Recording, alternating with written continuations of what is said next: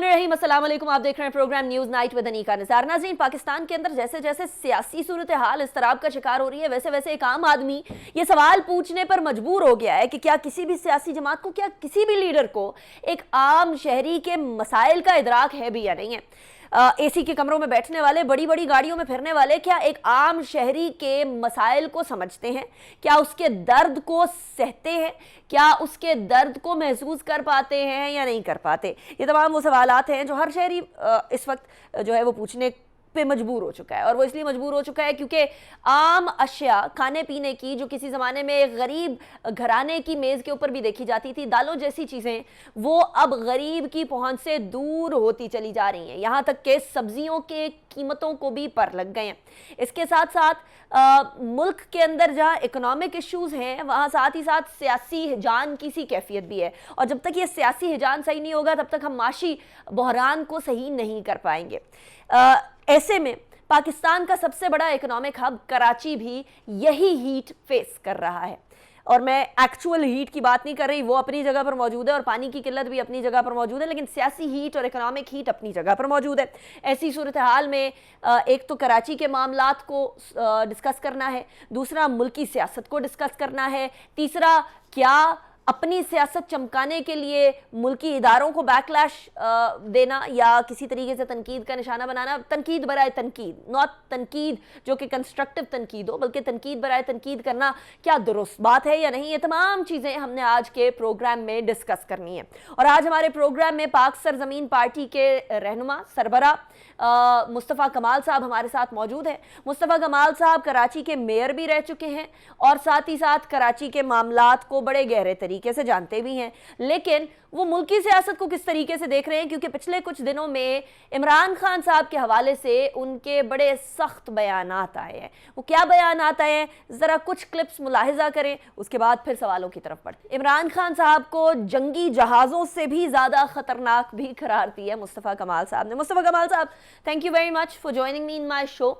It's a pleasure having you. लेकिन इससे पहले कि हम मुल्की सियासत की तरफ चलें, हम पहले कराची की बात कर लेते हैं, क्योंकि कराची में सबसे ज़्यादा आपका वोट बैंक है।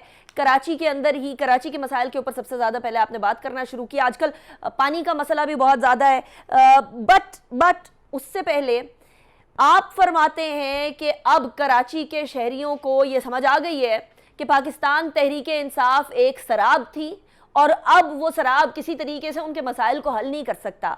आप जलसा भी करने जा रहे हैं 15 तारीख को, कहते हैं कि बहुत बड़ा जलसा होगा और सिर्फ ख़वातीन का होगा, लेकिन ऐसा जलसा होगा कि जो दूसरों को दिखा दे कि देखें जी जलसा होता क्या है।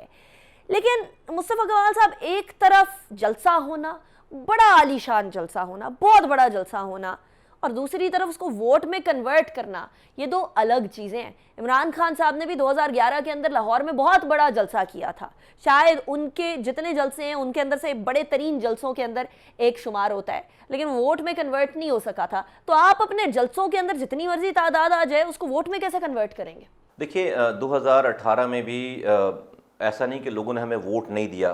पूरे पाकिस्तान को पता है कि 2018 के इलेक्शन जो है वो कैसे थे। अगर आपको मैं सिर्फ रिकॉल कराऊँ, हमारे पास वीडियोज़ हैं, टीवी की फुटेजेस हैं कि 9:16 2018 के 25 जुलाई रात 9:16 पे कराची के 3 रिज़ल्ट्स चल रहे थे।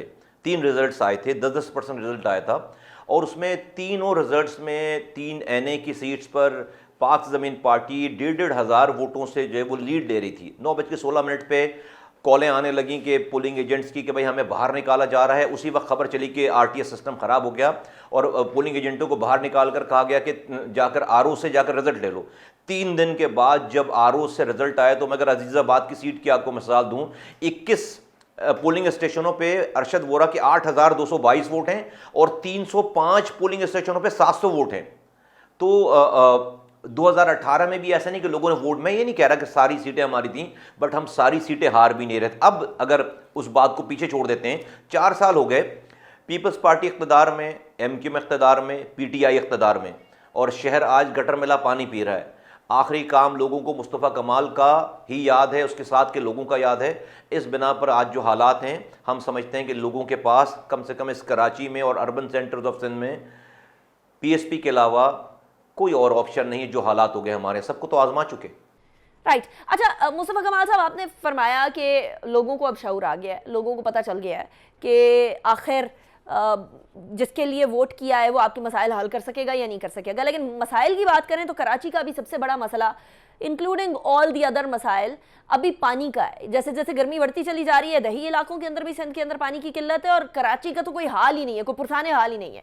सो ऐसी सूरत हाल में जहां एक शहर के अंदर नलकों में पानी नहीं आ रहा, लेकिन वाटर हाइड्रेंट्स के जरिए टैंकर भर के वही पानी पैसों के एवज मिल सक रहा है और मिल रहा है और लोग खरीद रहे हैं, ये शहर के मसाइल हैं या शहर के मसाइल क्रिएट किए जा रहे हैं? अगर पानी टैंकर में मिल सकता है तो पाइपलाइन में क्यों नहीं मिल सकता? कराची के इन मसाइल का कसूरवार कौन है मुस्तफ़ा कमाल साहब? कसूर आवाम का है कि उन्होंने बदकिरदार लोगों को अपना नुमाइंदा बना रखा है। इस शहर को चोरों ने नहीं लूटा, इस शहर के चौकीदार चोरों से मिल गए हैं। जिनको हमने अपने वोटों से चौकीदार रखा है, वो उन्होंने चोरों के साथ मिलकर इस शहर को लूटा। अगर कोई किसी घर का चौकीदार चोरों से मिल जाए, उस घर को लूटने से कोई बचा सकता है? कि अगर वो दरवाज़ा खोल दे और उस घर को लुटवाने के लिए, तो उस घर को लूटने से नहीं बचा सकता है? इस शहर में ये जो हाइड्रेंट्स आप जिक्र कर रही हैं, बिल्कुल सही फरमा रही हैं कि इस शहर में कोई प्यास से नहीं मर रहा, पानी सबके पास मिल रहा है, लेकिन अपना ही पानी खरीद कर पी रहे हैं। अब ये जो हाइड्रेंट्स है, ये कोई ठेले वाला बना सकता है हाइड्रेंट? कोई गरीब आदमी, कोई पान की दुकान वाला हाइड्रेंट चला सकता है? सारे इन्फ्लुएंशियल लोग, पावरफुल लोग जो कि MPAs हैं, MNAs हैं, उनके रिश्तेदार हैं, थानेदार है, ये इसमें तो आपको सब लोगों को ऑन बोर्ड देना पड़ता है। वो ये हाइड्रेंट बनाते हैं। वो इस शहर की लाइनों के ऊपर जो पानी लाइनों में आ रहा है, अरबों रुपए का पानी, इसी शहर वालों को अरबों रुपए का पानी चोरी करके महीने में अरबों, सैकड़ों अरब रुपए का पानी यहाँ पर चोरी होकर बिकता है। यहाँ पर जो माफियाज थी, जो कि ड्रग्स का काम करते थे, दूसरे काम करते थे, उसमें इतना प्रॉफिट नहीं रहा। इस शहर के पानी में, ये पानी एक वाइट गोल्ड है पूरा, और इस पानी के काम में, चोरी करके पानी को बेचने में जो प्रॉफिट है, और उस पर कोई पकड़ भी नहीं है, वो यहाँ की इंतज़ामिया, यहाँ के लोग, यहाँ के MNA, MPA, सरकारी हुकूमत, provincial government, federal government, local government, सब मिलकर इस शहर को लूट रहे हैं। तो इस शहर को, जब भी मैं कह रहा हूँ, लोग हमसे कहते हैं, अभी आपने पिछला सवाल किया ना कि इलेक्शन की बात, ये लोग कहते हैं मुस्तफ़ा साहब आप बहुत अच्छे हैं, लेकिन आपको लोगों ने वोट नहीं दिया। तो मैं कहता हूं, जब भी तो लोग गटर मेला पानी पी रहे हैं। अगर हमें वोट दे देते तो शहर का हशर ये होता। अगर हमें वोट नहीं, अगर हम नहीं जीते, फर्ज करें जिस भी तरह से, तो अगर शहर बड़ा जश्न मना रहा होता, बहुत खुशहाल होता, तो मैं कहता हाँ, शहर वालों ने सही फैसला किया। लेकिन अगर शहर सबको, दूसरों को वोट देकर आज गटर मिला पानी पी रहा है, और ऐसे इलाके हैं जहां पर 2 महीने के बाद 1 घंटे के लिए पानी आता है, और हम अपने शहर का पानी खरीद कर पीते हैं, तो इसका मतलब है कि किसी से तो कोई गलती हुई है। और मैं समझता हूं, इन तमाम गलतियों का अजाला करने के लिए PSP के अलावा कोई और ऑप्शन नहीं है। हम ही ने शहर बनाया था, अल्लाह ने हमारे हाथों से बनवाया था, हम किरदार वाले लोग हैं और इस शहर को दोबारा बना सकते हैं। राइट। अच्छा, यहाँ एक प्रॉब्लम है कराची के अंदर, एक प्रॉब्लम है कि आप MQM के साथ क्योंकि रहे हैं, तो आपको पता भी है, आप मेयर भी रहे। एक सर्टन वोट बैंक है कराची के अंदर जो MQM का ही है, उसी की वजह से MQM नेशनल पॉलिटिक्स के अंदर भी रेलेवेंट होती है। फिर सर्टन जगहों पर मलीर हो गया, लियारी हो गया, इस तरह की जगहों पर पीपल्स पार्टी का वोट बैंक भी मौजूद है। जो जगह बनी थी, स्पेस बनी थी, वो पाकिस्तान तहरीक-ए-इंसाफ ने ले ली। ऐसी सूरत हाल में पाक सरजमीन पार्टी कराची की किस नशिस्त पर अपनी जगह बनाएगी, अपनी सियासी जो है स्पेस बनाएगी? देखिए, हम कराची के 2018 में भी 21 सीटों से हमने इलेक्शन लड़ा था। आपको पता है कि पहले दिन से हमने अपने आप को किसी ज़ुबान, किसी रंग, नस्ल, मसलक के नाम की जंजीर हमने अपने पैरों में नहीं बांधी। हम ये समझते हैं, बहुत ईमानदारी से समझते हैं कि कराची के मसाइल का हल कोई लिसानी जमात नहीं है, और कराची के मसाइल का हल कोई बाहर से आई हुई कौमी जमात भी नहीं है। कराची के मसाइल का हल कराची बेस्ड कोई कौमी जमात है जो कि सारी ज़ुबान बोलने वालों को अपने साथ लेकर चले, सारे मसलक वालों को अपने साथ लेकर चले, और वो पाक सरजमीन पार्टी के अलावा कोई और नहीं है। मैं ये बात क्यों कह रहा हूँ? क्योंकि इस शहर में लाखों की तादाद में हर ज़ुबान बोलने वाला रहता है। आप किसी एक नाम की सियासत करेंगे ज़ुबान की, आप दूसरी ज़ुबान बोलने वालों को अपना ओपोनेंट बनाएंगे और आप अपने और इस शहर में कॉन्फ्लिक्ट्स होंगे, लड़ाइयाँ होंगी, शोधा कब्रिस्तान आबाद होंगे, जो कि शहर 40 सालों से देख चुका। आप अगर बाहर से आकर यहाँ पर वोट मांगते हैं तो हमने तजुर्बा देख लिया कि भाई जो बाहर से आने वाले लोग हैं उनको वज़ीर आज़म बनना होता है। वो एक दफ़ा, और वज़ीर आज़म वो कराची की सीटों से बन नहीं सकते। वज़ीर आज़म को बनने के लिए तो उनको पंजाब की GT रोड जीतना पड़ेगा, पंजाब की 150 सीटें जीतनी पड़ेंगी। जब वो पंजाब जीत कर वज़ीर आज़म बन जाते हैं तो कराची का मैंडेट उनके लिए चेरी ऑन द केक वाली बात है कि वो चेरी जो लगाते हैं केक के ऊपर सजाने के लिए, वो मैंडेट है। फिर वो लाहौर हर जुमे को जाते हैं वीकेंड पे, और कराची वो सिर्फ 4 सालों में 8 दफ़ा आते हैं। तो हम ये बात पहले दिन से कह रहे हैं और अब कराची के लोग इस बात का इयादा करने जा रहे हैं इंशाअल्लाह ताला 15 मई को ख़वातीन के जलसे में, कि कराची अब धोखा नहीं खाएगा इंशाअल्लाह ताला। कराची की किसी कौमी जमात को वोट देगा और वो कौमी जमात हमारे अलावा कोई और नहीं है। हम अपने आप को बेचेंगे नहीं, अपने मैंडेट को। एक दफ़ा आईनी तरामीम हो जाए, पाकिस्तान के गली कूचों में, पहाड़ों में, खलियानों में और मेरे शहर में भी इख्तियारात और वसाइल नीचे आ जाएंगे, हमारा मसला हो जाएगा 90%। फिर आपकी इंटरनेशनल पॉलिसीज़ क्या होती हैं, आपकी खारजा पॉलिसीज़ क्या होती हैं, उसके ऊपर जो सियासत कर रही होगी फिर हम कर लेंगे। ये जिन आईनी तरामीम की मुस्तफ़ा कमाल साहब आप बात कर रहे हैं, या PSP कहती है कि हम लोग बिकेंगे नहीं, हम लोग ज़मीर नहीं बेचेंगे, बारहा आप ये कहते हैं हम लोग जो हैं वो आईनी तरामीम पे बात करेंगे, हम मिनिस्ट्रियों पे बात नहीं करेंगे। मुस्तफ़ा कमाल साहब, यही आईनी तरामीम हैं जिन आईनी तरामीम के लिए आपको उन जमातों से बात करना पड़ेगा जिन पे आप तनकीद भी करते हैं। तमाम बड़ी जमातें हैं, उनके साथ मिलकर आप आईनी तरमीम कर सकते हैं, 2/3 मेजॉरिटी चाहिए होगी, ये कैसे करेंगे? बहुत बहुत बहुत वैलिड बात है। देखिए, मेरा ये मानना है कि पाकिस्तान में एब्सोल्यूट मेजॉरिटी किसी के पास नहीं आने वाली, और हम ये बात 6 सालों से कह रहे हैं। पाकिस्तान में फ्रेगमेंटेड मैंडेट आएगा। किसी को वज़ीर आज़म, हर छोटी छोटी पार्टीज़ की जो है वो, और छोटे छोटे मैंडेट्स की बहुत अहमियत होगी। और आप इसकी मिसाल अभी देखें, अल्लाह ताला ने करके दिखा दिया कि MQM की 7 सीटें थीं, उसकी इतनी अहमियत हो गई थी कि उस 7 सीटों से हुकूमत बच रही थी, उस 7 सीटों से हुकूमत जा रही थी। सो मच सो कि आपने देखा कि बिलावल भुट्टो जरदारी साहब खुद, शहबाज शरीफ साहब, मौलाना फजलुर रहमान और पाकिस्तान की सारी पार्टियों के सरबराहान MQM वालों के हॉस्टल के कमरे में जाकर बैठ गए उन 7 सीटों के लिए ना। यहाँ पर अगर कोई किरदार वाली पार्टी होती तो वो अपनी वजारतें और गवर्नरी लेने के बजाय वो कहती कि भाई ये रहा आइनी तरमीम, चलो सुबह असेंबली खुलवाते हैं, आप ये आइनी तरमीम पेश करें, हम अनकंडीशनल आपकी सपोर्ट करने के लिए तैयार हैं, एक भी वजारत नहीं चाहिए। उन्होंने वजारतें लेकर, गवर्नरी लेकर अपने मैंडेट को जो है बेच दिया। इतना इम्पोर्टेंट ये मौका बार बार आएगा। अब पाकिस्तान की पॉलिटिकल हिस्ट्री में ये मौका बार बार आएगा। तो आप बिल्कुल सही कह रही हैं कि 2/3 मेजॉरिटी से आइनी तरमीम पेश होती हैं, पास होती हैं, लेकिन बड़ी पार्टीज़ को या जिसको भी वज़ीर आज़म बनना है उनको मैंडेट की ज़रूरत पड़ेगी और अब पड़ती रहेगी। और इंशाअल्लाह ताला कराची का मैंडेट किसी एक जगह हो तो हम इस मैंडेट से पूरे पाकिस्तान में अपनी बात कर सकते हैं, करवा सकते हैं, मनवा सकते हैं। इस मैंडेट में इतनी पावर है। तो हम बिल्कुल क्लियर हैं इस वाली बात पे कि हमने अपनी कोशिश भी करनी है पूरे पाकिस्तान में फैलने की। लेकिन अगर सिर्फ कराची सेंटर्स ऑफ सिंध का मैंडेट है, इस मैंडेट से आप जो पूरे पाकिस्तान के हुकूक ले सकते हैं। अगर आप किरदार वाले लोग हैं तो, अगर आप अपने आप को बेचने वाले लोगों को बेचने वाले लोग नहीं हैं तो फिर जो है वो आप ये काम कर सकते हैं। राइट। मुस्तफ़ा कमाल साहब, अभी ब्रेक की तरफ चलते हैं, ब्रेक के बाद वापस आते हैं, उसके बाद फिर जरा नेशनल पॉलिटिक्स की तरफ भी आएंगे कि मुल्की सियासत के अंदर कौन सा ऊंट किस करवट बैठेगा। See you after the break.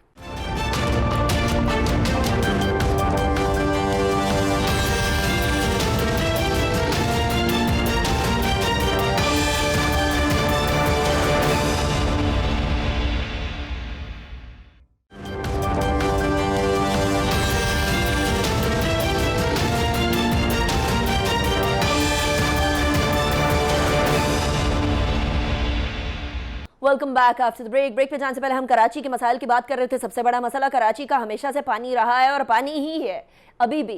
शहरियों को टैंकर से पानी मिल जाता है, ख़रीद लेते हैं पानी पीने का, 15,000 20,000 तक भी एक टैंकर जाता है। खारा पानी जो है वो 5,000 तक भी मिलता है। लेकिन कराची के वासियों को नलकों के अंदर पानी मिलना बड़ा ही मुश्किल हुआ है। लेकिन अभी ज़रा कराची से निकल कर नेशनल पॉलिटिक्स की तरफ आते हैं, और नेशनल पॉलिटिक्स के अंदर भी जिस तरह कराची में बहरान है उसी तरीके से नेशनल पॉलिटिक्स में भी बहरान है। मुस्तफ़ा कमाल साहब, नेशनल सियासत में यानी कौमी सियासत के अंदर पाकिस्तान में पिछले कुछ अरसे से कीचड़ उछाला जा रहा है एक दूसरे के ऊपर, और ये कीचड़ उछालने की जो सियासत है वो हम सोच रहे थे कि हमने 90 की दहाई में छोड़ दी, लेकिन ये एक बार फिर जो ट्रेंड है वो हमें बड़ा वाज़े तौर पर नज़र आ रहा है। Not just that, personal attacks तक भी नज़र आ रहा है। लेकिन अब एक और रुझान हम लोगों को पिछले कोई 2 महीने 2.5 महीने के अंदर नज़र आया, और वो ये है कि एक दूसरे पे तो कीचड़ उछालना है, लेकिन साथ ही साथ इदारों पर भी कीचड़ उछालना है। पहले एक तरफ से होता था, अब दोनों अतराफ से हो रहा है। मरीम नवाज साहिबा की स्टेटमेंट सुने या इमरान खान साहब की स्टेटमेंट सुने, चाहे दोनों बाद में उसकी क्लैरिफिकेशन दे दें, लेकिन स्टेटमेंट्स जो हैं वो कौमी इदारों को ज़रूर टारगेट करती हैं। क्या इस तरह की सियासत पाकिस्तान के अंदर ग्रास रूट तक तकसीम दर तकसीम नहीं पैदा कर देगी? नहीं, कर चुकी है मैं समझता हूँ।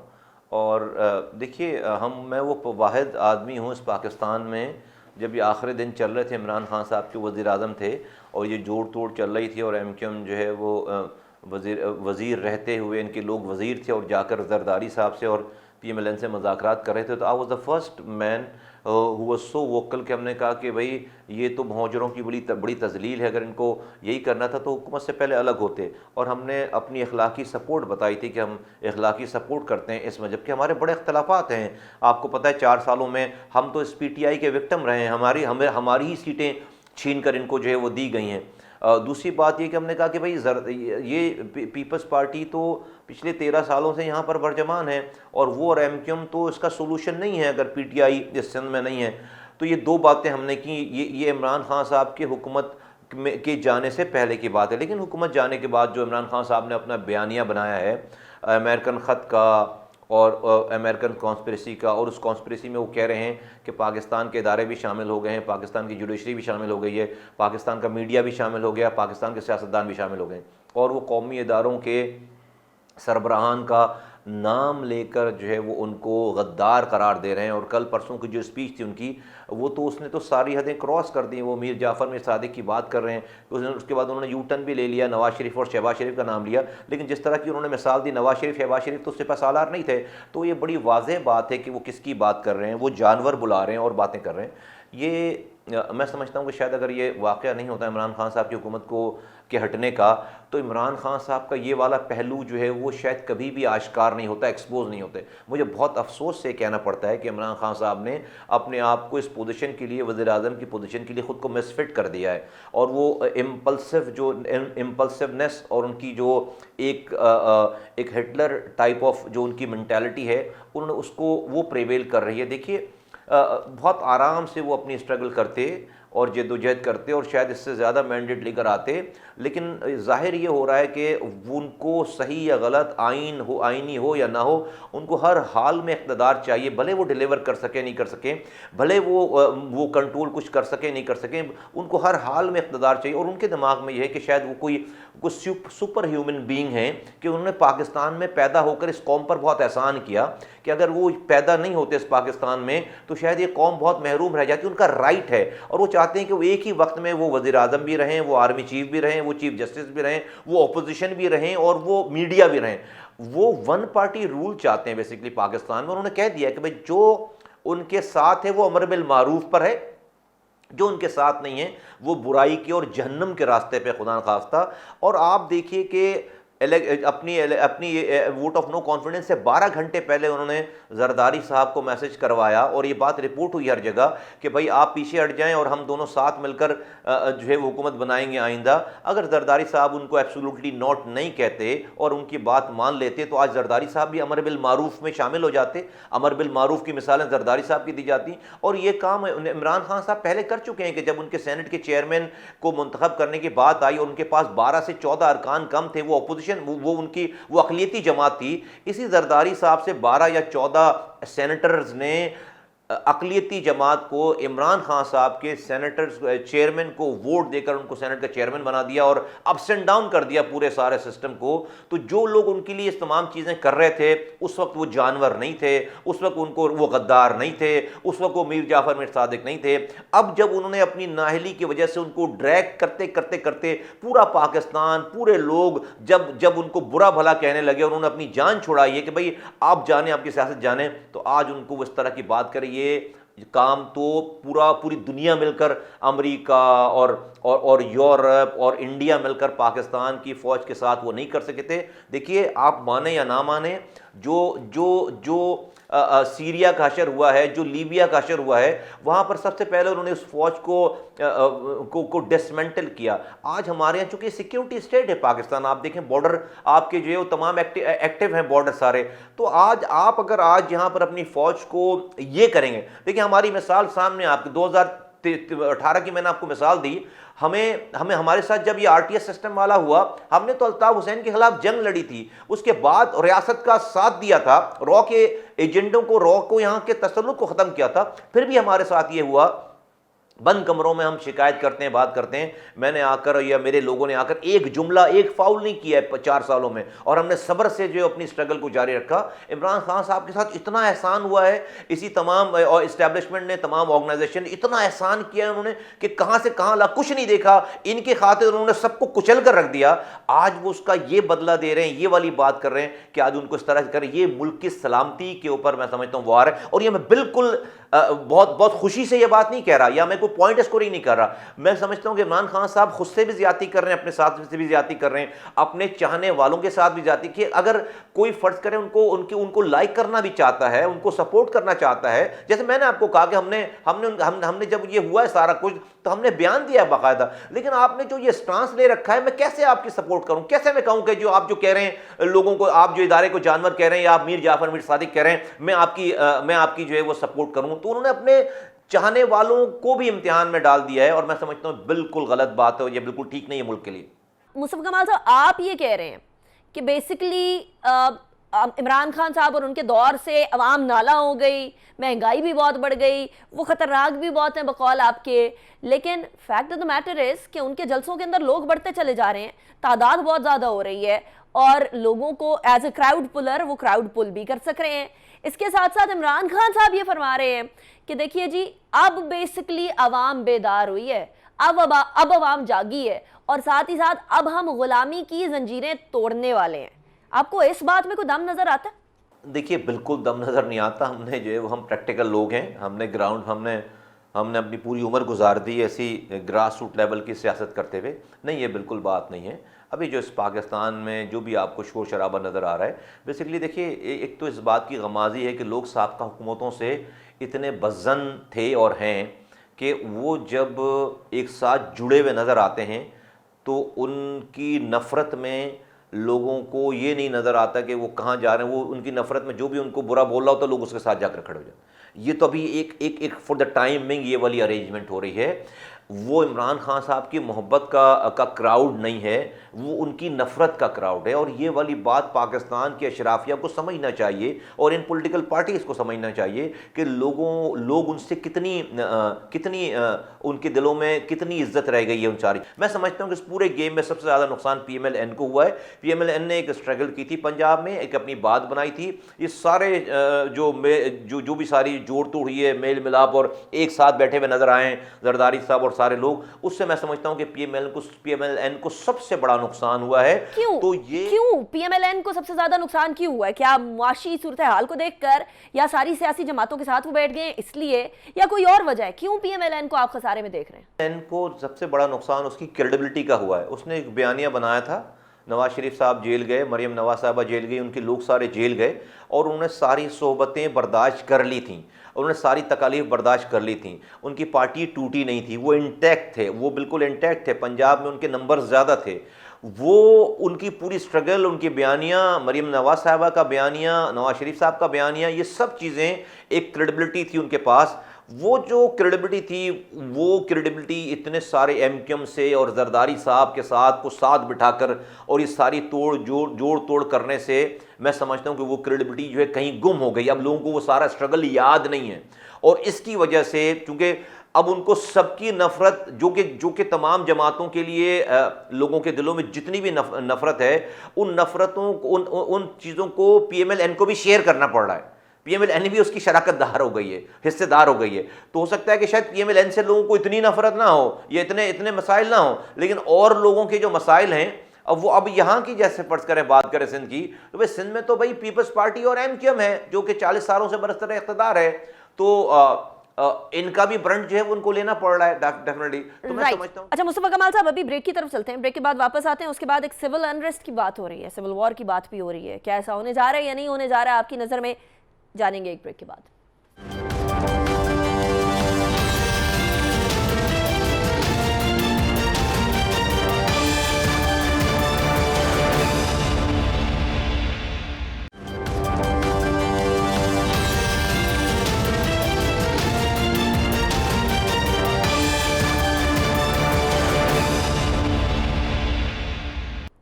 Welcome back after break. Break में जाने से पहले हम बात कर रहे थे मुल्की सियासत के हवाले से। कौमी सियासत के अंदर एक और चहमगोई चल रही है और कुछ लीडरान की तरफ से भी ये इशारा दिया जा रहा है, बिलखुसूस पीटीआई के कुछ इशारों कनायों में बात भी चल रही है। मुस्तफा कमाल साहब, सिविल अनरेस्ट की बातें चल रही हैं, सिविल अनरेस्ट की बाज़गश्त चल रही है और लोगों की तरफ से कहा जा रहा है कि जो माहौल बन गया है ना, सियासी माहौल, ये इतना ज़्यादा चार्ज्ड है कि अब इसके बाद कहीं सिविल वॉर ना हो जाए।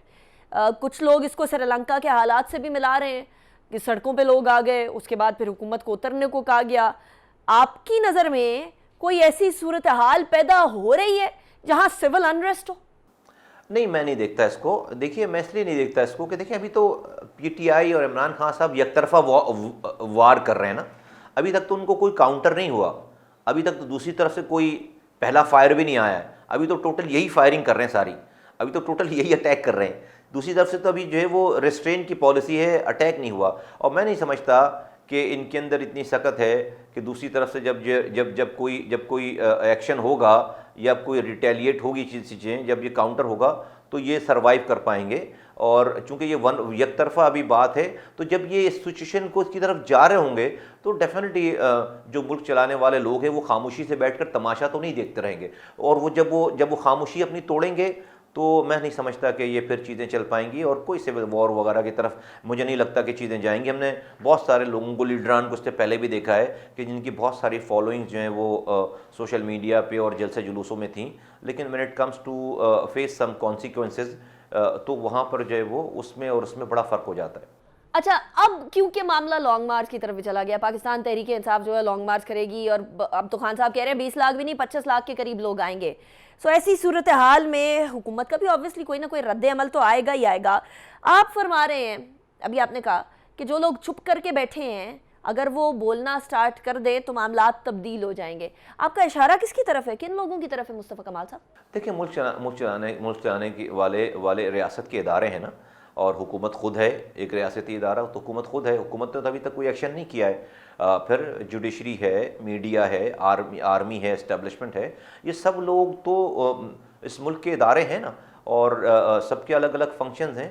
तो इस मुल्क में कोई अगर अफरा तफरी की सिचुएशन इस तरह से आ जाएगी, अभी तो सिर्फ बातों का टूर्नामेंट है ना, लेकिन कभी जब ये अमली तौर पर ये चीज़ें होंगी तो मैं नहीं समझता कि ये लोग जो हैं वो किसी एक्शंस को बर्दाश्त कर पाएंगे। अच्छा, इंटरेस्टिंगली मेरे प्रोग्राम में मंडे को एतजाज़ अहसन साहब ने कहा कि जी जिनके पास इक़्तिदार होता है उनके पास हुकूमत नहीं होती, जिनके पास हुकूमत होती है उनके पास इक़्तिदार नहीं होता।